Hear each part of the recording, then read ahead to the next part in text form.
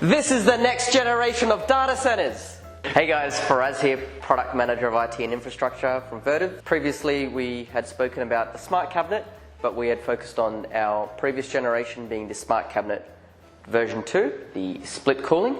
I've now next to me got our brand new SmartCabinet Premium. We can see we've got our full 42U of usable or rackable space. As we remember previously, the cooling unit and the UPS were rack mounted, now moving away and having them re-engineered to live along the side. This is really important in terms of you get your dollar per rack space back with the customer. Key features apply still. We still have our UPS here with our battery cabinet. Of course, we can add more battery cabinets for the additional runtime. You've got the cooling unit living up here along the side.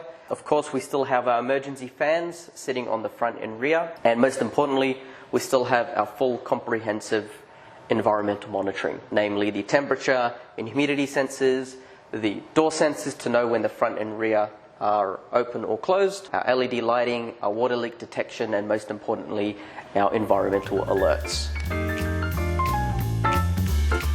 Obviously, the biggest deal for a data center is the concept of heat rejection, making sure as much of the cool air that's being generated from the cooling unit is being sucked into my servers. So the big deal is, as soon as I go and close the door, I've effectively trapped the cold air in the front and the hot air in the rear. The reason why this is a big deal is all my equipment sitting within the SmartCabinet is now consuming that cold air, no longer mixing with the outside space.